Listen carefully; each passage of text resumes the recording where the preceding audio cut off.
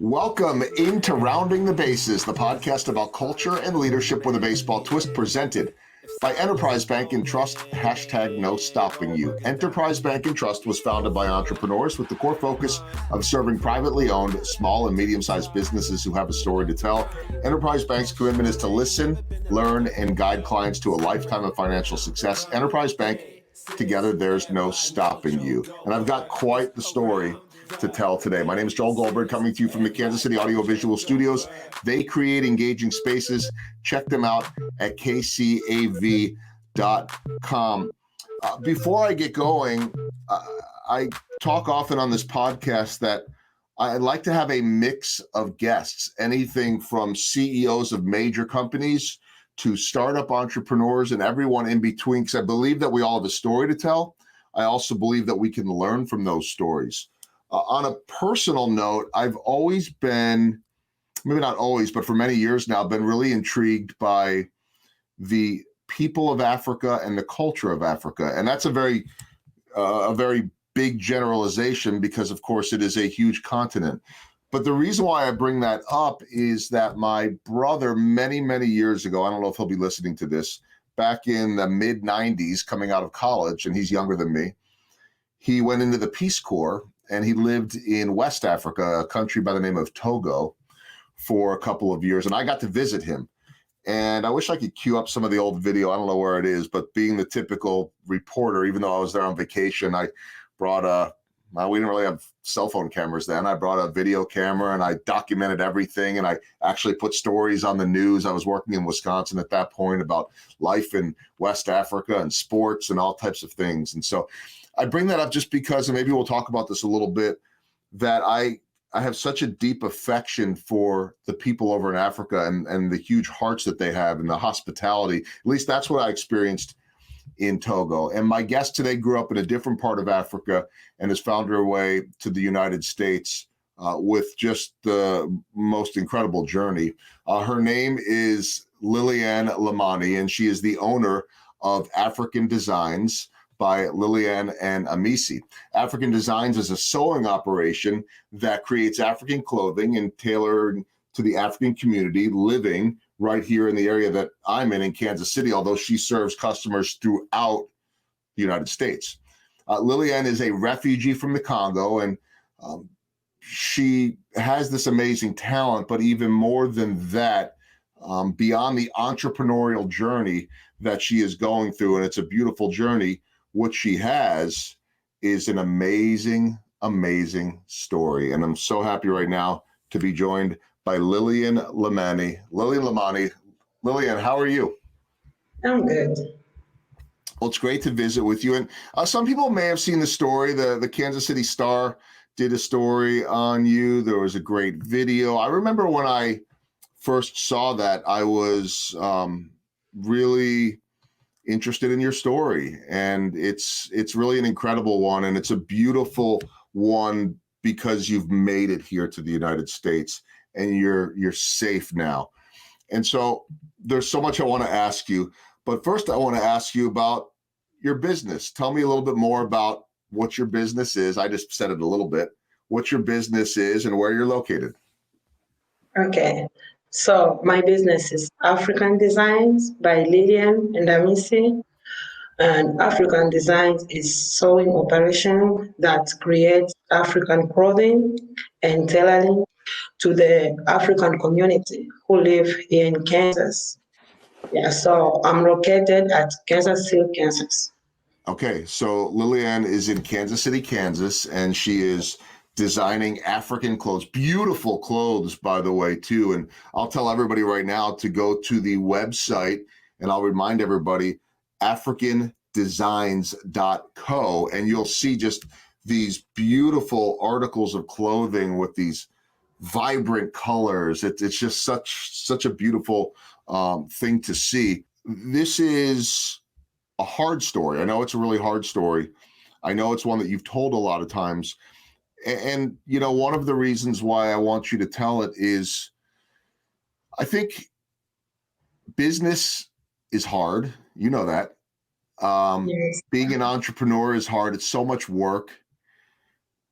But you've already done so much hard work your whole life that I think was a lot more difficult and a lot more dangerous than what you're doing now. So I want to go back to these difficult moments. What happened that forced you to leave the Congo?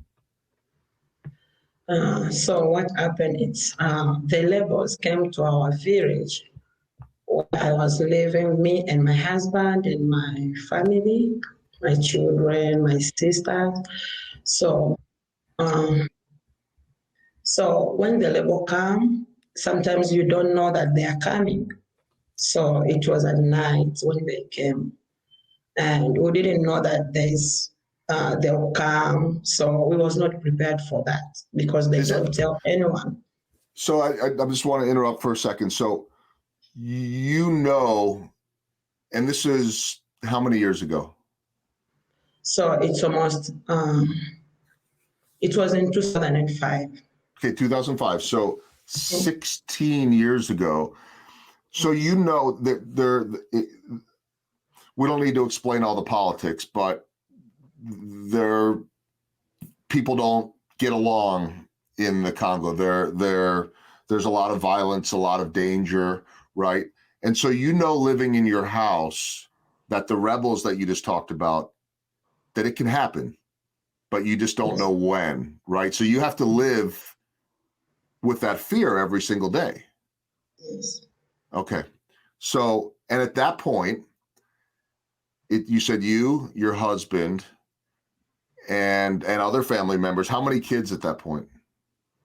Oh, by that time I was having only 2 kids and I Okay. was pregnant. Yeah.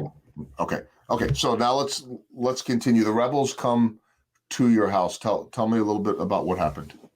Yeah, so the labels came to my house, and when they came, they because we was at the village. So when they came, like they destroyed the door and come inside.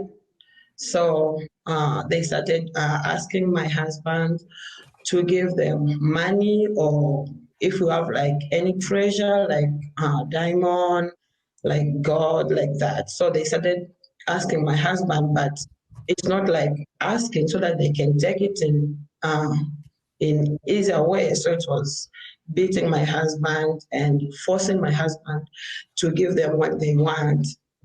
So it was very hard for me and my husband. Um, they take my husband outside and beat him very bad. By that time, I was pregnant.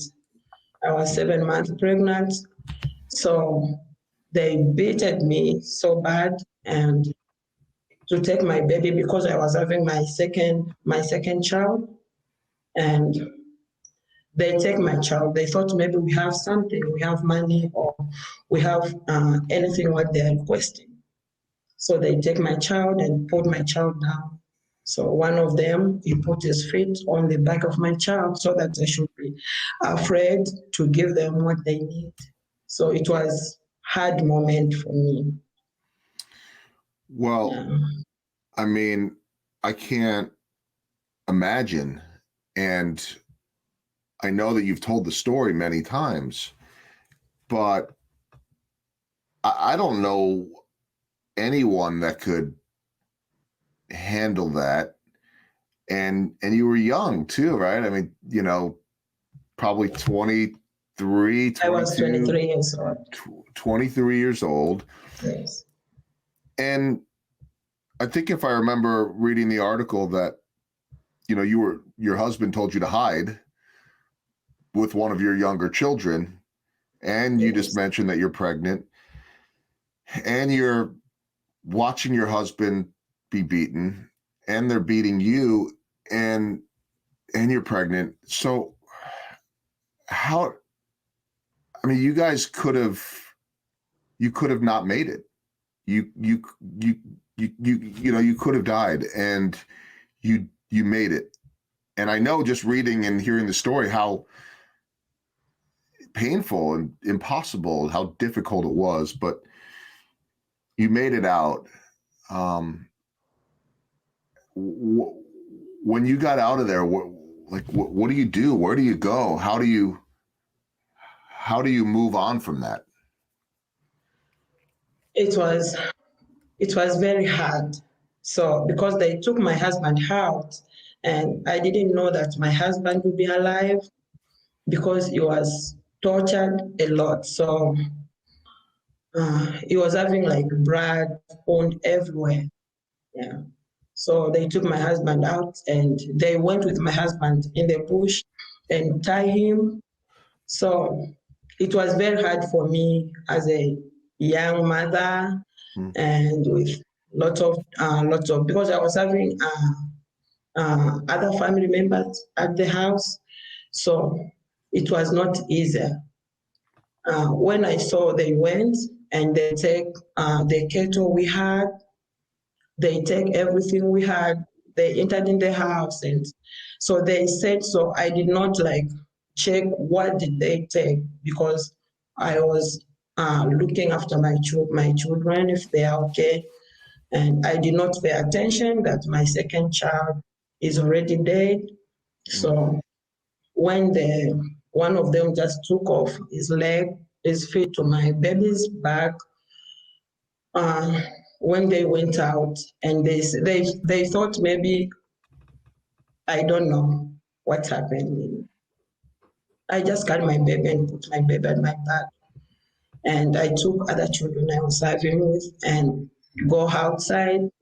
They burned we was having our kitchen. They burned, so it was just by the grace of God we survived it. I started calling my husband.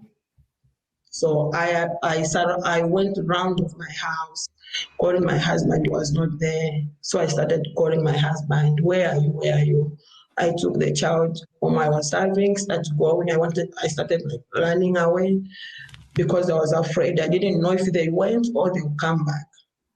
So when I was going, I heard someone was crying in the bush, and the voices was too low for him. So I tried to ask, "Where are you? Who are you?" And my husband he said, "I'm here. Come and help me." When I went, I found my husband was tied and he was having blood everywhere. So that moment it was very hard. And by that time, I carried my baby. I didn't know my child was there. So I untied my husband, and me and my one of my sister would take my husband and start going with him. We were going just in the bush because we didn't know even where we would go by that time. So we are just like learning. My husband told me, "You just go, leave me here, just go and hide and anywhere you can." I said, "I can't leave you here. We have to go together. Since Mm. if you manage to walk," so I was just begging him, just force yourself to walk, force yourself so that you can go and hide. So that moment it's very hard because Yeah. even everywhere where we was passing, we was finding like dead bodies there, and you will see like different things. So it's a moment which I can't forget in my life. Yeah. So it's very hard. Yeah.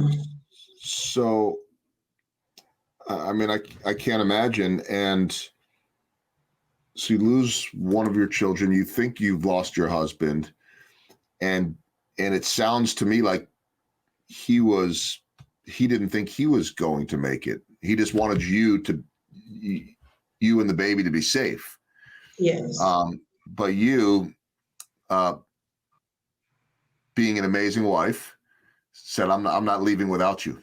That that you're coming with, which is beautiful because he made it out. And I think if I remember correctly, for at least a few days, you ended up at Catholic Church, right? To be safe or to find a place, but then you had to keep going because is that Yes. correct? Yes. So we all in the bush almost for 3 days for us to get where the police was located in the bush. So when we went there, we find like they are camping. The police was having like a camping in the bush. So we asked for help them. And by that time, I was having my baby because it was my first time to see a dead person. So I was carrying my baby and I did not realize that my baby is already dead. And for 3 days, it was just in the bush, going. I untie my baby from my back. I put him to my legs. But since I everything was like a lot for me, and I did not realize that my child was dead. So when we find the police, they kept us there, and they helped me to clean my husband and to put some bandages. And after 2 days, when we was just there at the camp where the police was located, I gave birth for my third child. And after giving birth, the police was already took my baby who was already dead. So I asked them about my baby. They said, when you came here, your baby was already dead. I said, no, because I came with my child and said, no, when you came, your baby was already dead. So we have already buried your baby. And after that, there was Catholic people who was helping the refugees, taking them from the police who was located there and put them somewhere. So they came with their car and took us. So we went there. Yeah, that's what's happened. So you were able to get some help and Yes. some medical attention for your husband. And I'm going to go forward a little bit, but you ended up leaving the country and going to a refugee camp, right, in another country, which became your home for 12 years. many 12 years. And I have two questions about that. And then we're going to talk about you coming to the United States and being part of the Kansas City community. It took a lot of years to get here, but you end up in this refugee camp. I'm imagining there were a lot of people, a lot of families that were living there. So my two questions are: what was that like as you're raising kids and a family? What was the refugee camp like? And was that where you started to do a lot of sewing? Yes, I started learning how to sew in the refugee camp. So UNHCR, so they had a project to show women how to sew. So they call like everyone who wants to learn how to sew. So I was among the women who started learning how to sew. And the refugee camp was safe, right? Was it? It was safe. Yes, it was safe because it's like no job. You have nothing to do. You don't have job. When the children, they need different things. They need different food. They need clothing. But to live in the refugee camp, it's other life also. It's like it's not easy to. Yeah.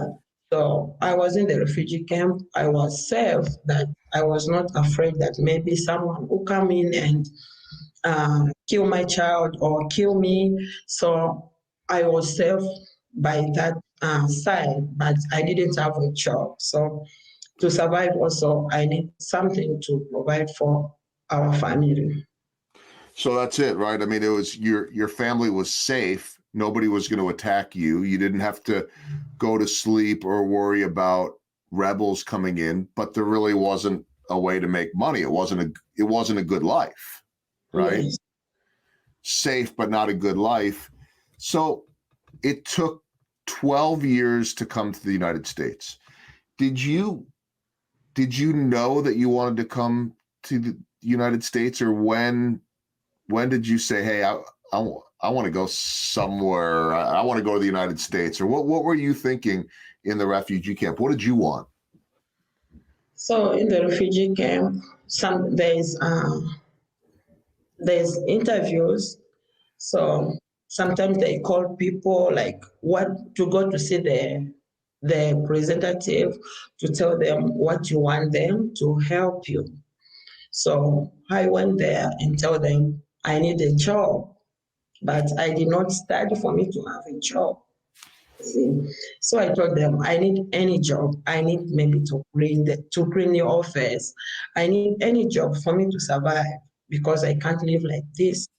So they asked me, would you like to send you outside of the country, of outside of Namibia, where I was? I said yes. I would like to send me outside of Namibia, but what I want a job. I want to live better life with my children. So you wanted to go anywhere Yes. that you could be safe and you could make a life, that you could try to make some money and provide for your family and be healthy and happy like everybody else wants, right? Yes. Okay, so how did you end up in all the places in the world? How did you end up in Kansas City, Kansas? Oh, so when we did interview, so the names came and they told us that your case, America select your case, so you go in America. I said, wow. So we started waiting about the process. We have to do interview, we have to do immigration, and to do medical checkup for us to come here. And so you finally came to the United States. Yes. And this was what year? 2017. 2017. So maybe about 4 years ago. At that point, did you speak any English in 2007? I know you speak a lot of languages. Yes, I speak English, but it was it was not enough. It was not that good. Yeah. You were learning. Yeah, I was learning. I started learning English in Namibia because they have English classes and lots of languages classes in the camp. So I started like learning English in the camp. Yeah. So you and your husband and the kids in 2017 come to the United States, right? Yes. And so 4 years ago, how many people came with you? 11. So 11. So 11 people. your husband, how many of your kids? When we came, I was having 5 kids, my nephew and my 3 sisters. Okay. So, and I had other baby here, 2017. Yes. So you had a baby after you got here. Yes. Okay. So that was the first born in your family in the United States. Yes. Right. And Yes. I believe that Catholic Charities was a really, really big help here in the Kansas City area. Tell me about how you connected with Catholic Charities and how they helped you. Catholic Charities, they helped us like for everything, because when we came here in Kansas, they came to take us from the airport. They look a house for us, and they take us like to BPU about gas. So they did everything. Yeah, to find us a job, to take my children to school, everything which I cannot count. So they did everything for us. And that was right when you got here, and you weren't starting your business yet, right? What were you doing for a job? So when I came, and I did like different job because my dream was to start my business, but I have to have experience. I have to work before for me to have lots of experience for that. So I did a job with Aspire Cleaning Service with Jasmine, who is my mentor right now.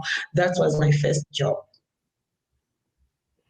And when did you start African Designs? 2019. 2019. So a lot has changed since then because you have this growing business, and I know you're doing really well, but you also had a really big moment at World Entrepreneurship Day. And I want you to tell, because a lot of my audience, they're entrepreneurs and they understand how hard it is to be successful. It takes a lot of work. It takes some good connections. It takes a little bit of luck, and you have to be good at what you do. What changed? What happened at World Entrepreneurship Day? So that was when you got a big grant, right? Yes. For your business. And Mhm. did you have to get on stage, or did you have to present something, or how did it work? So we made a video and we sent a video to them. And after that, we went there and I have to go to the stage with my mentor because my English was not good and I was afraid. It was my first time. So I said, Jasmine have to be there. You won a big grant, right? I mean, Yes, uh, I know you were happy. Were you yes. surprised? Were you surprised? I was surprised because I didn't know that it can happen.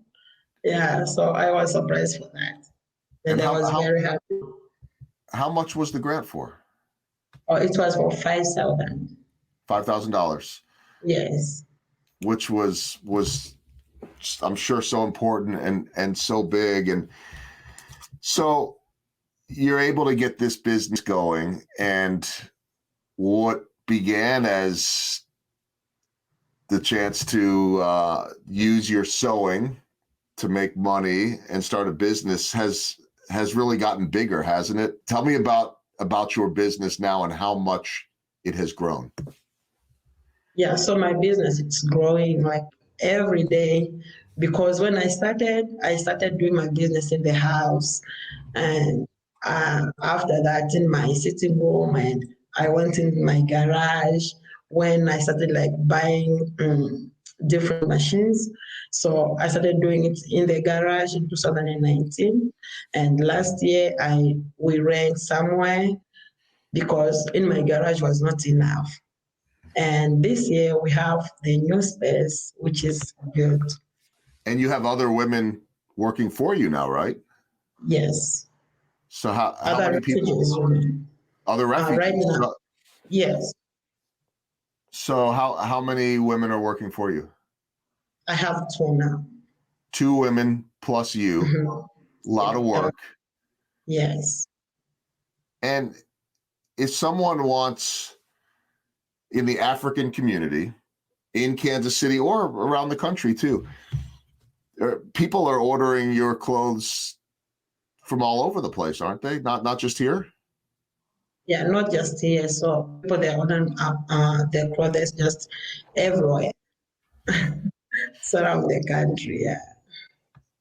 It's pretty amazing. It is. I wanted to ask you this, that you had to work so hard to come here for your family, for your family's safety.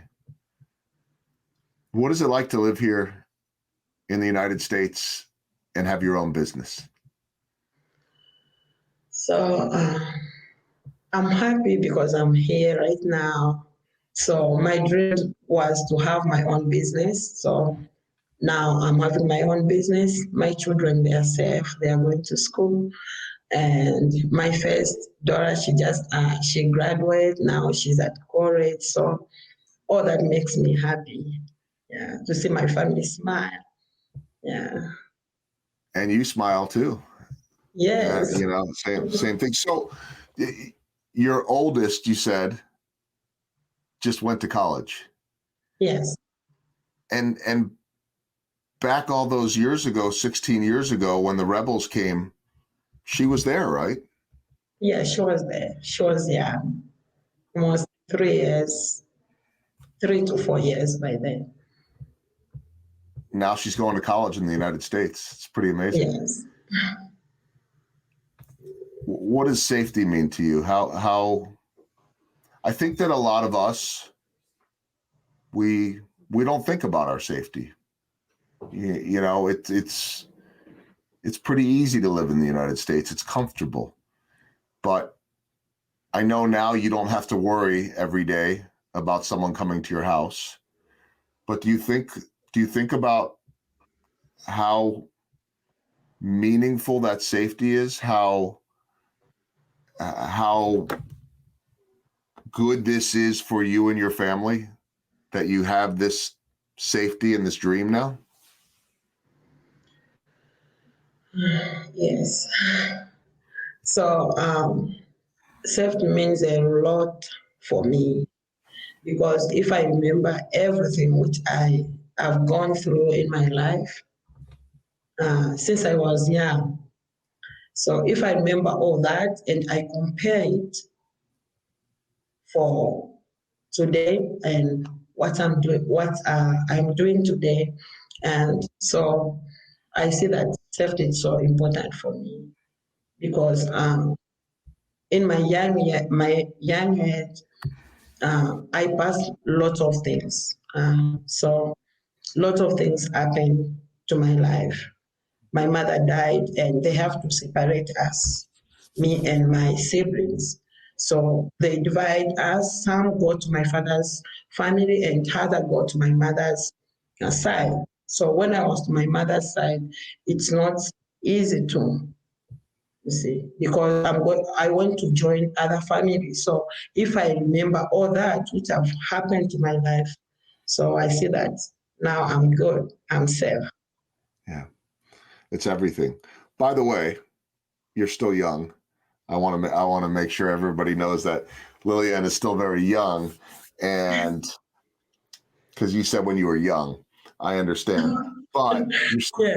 you're still young. You have a lot of experience in your life that most people haven't had. I have one more question about the business, and I think it's an important one because I think it's important in every business. And I told you that I'm in sports, and it's the same thing in sports. And this is to me what's really important. When you learn something, it's important to share it and pass it on to the younger people so that they can learn it, right? That's what mentors are. You mentioned your mentor, Jasmine, and she is helping you. But you talk about the women that are working for you, other refugees, and now you could teach them. How important is that for you to be a mentor and to help other young African refugees to be able to learn and to get better? Yeah, so that's important to me to like to tell other refugees to help them to be successful to what they want to do. Yeah. For me, I paid attention for what I wanted to do, and that was my dream. That I want to do this. So if someone wants to do what the person wants, so they have to work hard and to do it. For me to cheat anyone, like to show anyone, you have to do this, like Jasmine doing to me, I can do that. I will do that if I find someone who wants to learn.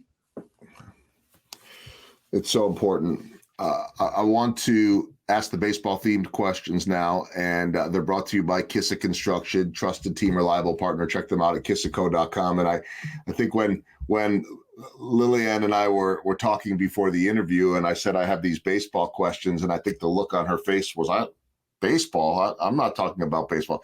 But I told her, I said, this isn't really about baseball. It's just some terms, some words that I'm using. So I said that in baseball, a home run is, they're not playing a lot of baseball, by the way, in Africa, but a home run is a big moment, right? So what is the big home run? What is the big moment for you, a big successful moment in your career? Yeah, so my big moment is to come in America and to start my business. That was my big moment. And other big moment about the pandemic, because lots of my customers are Africans and lots of them, they lost their job because of the pandemic. So that also, it was like, it was not good for my business. But right now, my big moment, I want my business to grow and to continue being in the business. Right. Well, I know that's going to happen. And the other question is what I call the swing and a miss. So it's kind of like the opposite of the big moment. Is there something that with your business that you failed at or you missed that didn't work, but you learned from it? I can explain about my own office because I was there, and the space I was working in, it was not good for me because it was just the beginning, and the pipe block and water started like coming from the pipe, so it brought me down. But now I'm good because I'm at the safe space. So I learned a lot because business days down sometimes, and sometimes I go up. So that's it. It was just a tough moment, but Yes. Yeah. but you've handled much worse. So, Yes. and I bet too when you have a, if you have a bad day or something goes wrong, like a pipe bursting, that's not fun. I know that that's not fun at all, but you could tell yourself, I I've handled much more difficult things. So the other baseball themed question, and I wrote a book recently called Small Ball, Big Results. So this is it, my first book. And small ball, I think I explained this to you a little bit. Small ball are the little things that make up the big things, right? They're so for me, I go on TV, I talk about baseball, I get to interview all these famous people. But to me, small ball is building the relationships and getting to know people a little bit better and trying to build trust. Those little things that hopefully then later lead to the home runs or the big moments. So what are the little things that are important to you? What are the little small things every day that are important to you? Small things. What is important to me? It's getting like different customers. So I get different customers. I speak to different people, and like to build relationship to other business and to meet other different people. Yeah. Building relationships, it's important in every culture, in every profession, and doesn't matter what language you speak or where you live, relationships and trust are important. And so I'm glad that you said that. We have 4 final questions as we round the bases here to wrap it up. And I want to remind everybody to check out the website, africandesigns.co.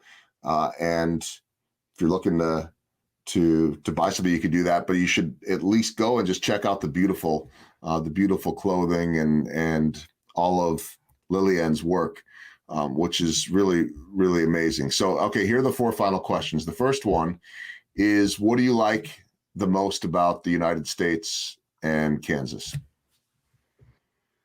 So what I like most, the first thing is safety, Safety. because I'm safe, and my children, they are going to school. That's very important for me. My children, they are happy what they are doing. My family, they are good. And my business, that's second thing. Third thing. So for all this, it's like, it means safe to me. I'm safe and I'm happy. Safe, happy. I hope healthy. Yes. That's what it's all about. Second question, what do you miss about Africa? Do you miss anything about Africa? Yes. Home is home. Africa is my home. So I miss everything about my home because that's my home. Yeah. Different culture, different food.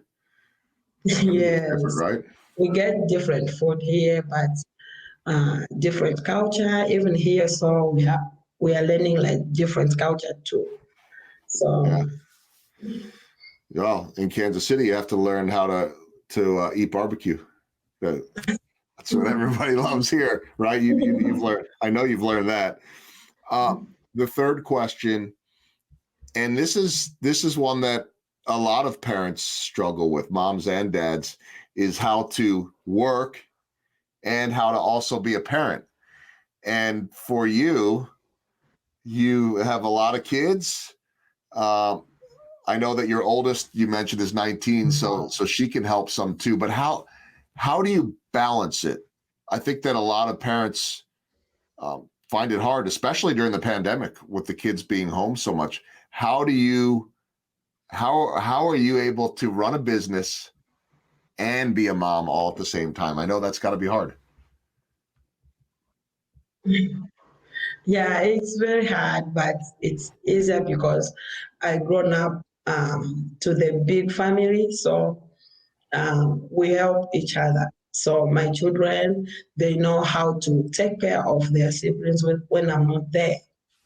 So um, it's very hard, and it's easier because I have other people in my house. If I'm not there, my husband is there, and if my husband is there, my daughter she's there. So we are changing each other. So if my daughter should go at work, I have to be there taking care of the children. Yeah, and most of the time my children call me and ask me, "Mama, I want this," and I give them instruction, do this and that. So What yeah. what are what are the ages again? The oldest is 19. The youngest, I Yes. think, is 3. So what are all the Yeah. ages of the kids? So I have Maria, she's 19. I have Albert, he's 17. He'll be 18 in 2 months. That's my nephew. I have Emery. Emery is 15. And I have Mwangaza, he's 12. I have Kilongozi, who is 10. And I have Elizabeth, she's 7. She'll be 8 just in 2 months. And I have baby Liliane, she's 3. Also, she'll be 4 in October. Yes. Oh, another Liliane. Yes. And so that's 7 kids in the house. The 17-year-old is your nephew, Yes. right? Yes. So but it has to be a lot of fun too. A lot of energy, a lot of excitement in the house. Yes. I'm Yeah. sure. Okay, last question. I and you used the word at some point during this interview. You said something about dreams. I love dreams. We all have dreams. So what I wanted to know, Liliane, is when you were a little girl in the Congo, what were your dreams? And now, as a mother and a businesswoman in the United States, now what are your dreams? So when I was younger in my country, my dreams, I wanted to be a sister, like at Catholic Charities, we say those sisters. No, a nun. Yes, I wanted to be a nun. Yes. So and I end up get married. You see. So that dream did not go through because I was still a child by then. So, and when I went in the refugee camp, because my father, he was sewing. Yeah, so I did not pay attention to learn how to sew to my father because that was not my dream by that time. Yeah, so when I went in the refugee camp and I learned how to sew, I said, no, I have to continue to do this. Yeah. And now the dream is, I know it's safety and health and happiness for your kids and your family. What about the dreams for the business? Oh, the dreams for my business. I want my business to grow because I told myself that in 5 years, I want my business to be big, to grow, and to have like a lot of people working for me. Like I want so I want our product to be in different shop, like getting lots of orders from different people. And it's not only African clothing we made. We do different clothing, even wedding dress. So we are doing different things, not only African clothing. Yes. So my dream is my business to grow and to be a successful lady. Well, I really want to encourage everybody to go to the website, africandesigns.co, and you'll see the different things that Liliane and her company can do. Custom tailoring, traditional African clothing. Right now, they can do those masks for you too. And there's galleries and a video too that I think everybody should watch to tell a little bit more of the story. This is a woman that, and I'm so glad that we've been able to spend this time together. And I know that we had the chance to visit a little bit on a Zoom call before this, but it's been such an honor for me to be able to visit with you and to tell your story. There's so many, not just kids, there are boys and girls and adults that will be inspired by your strength and by your resiliency of never giving up. And now you're here in the United States, and I'm so glad that you're part of this community and that you're growing and that you're going to continue to grow and that your family is safe finally and home and able to be productive here in I know you miss Africa, but I also know that you're in a really, really good place here and doing amazing things. So the first thing I want to say to you, Liliane, is congratulations. The second thing I want to say to you is thank you for having the courage to share your story, because I know that every time you tell it, you have to think about it again and you have to live it again. But I hope you know that your words and your willingness to share that story will help other people and inspire other people. So I want to thank you for your courage and for everything that you're doing. And thank you so much for spending time on the podcast too. Thank you. So I want to remind everybody, and I'll wrap it up by giving a shout out to my sponsors, Kansas City Audio Visual, Kissick Construction, and Enterprise Bank and Trust. Businesses often come to Enterprise Bank because they demand and frankly are worthy of more than the status quo and need a local partner who understands their business. I just feel so privileged to be able to share stories like Liliane's, because we all can learn from what she has been able to do. Again, check out the website, africandesigns.co. She is located in Kansas City, Kansas. Check them out. Hey, you might be able to do some business with her. And it's not just African clothing. It's all types of clothing, wedding dresses, you name it. My guest has been Liliane Lemani. My name is Joel Goldberg. You can find me at joelgoldbergmedia.com. Get the book there. Reach out to me on social media. Again, thanks to Liliane. Thanks to her mentor, Jasmine, for helping set this up. And thanks to all of you for checking it out. And we hope to catch you next time on Rounding the Basics.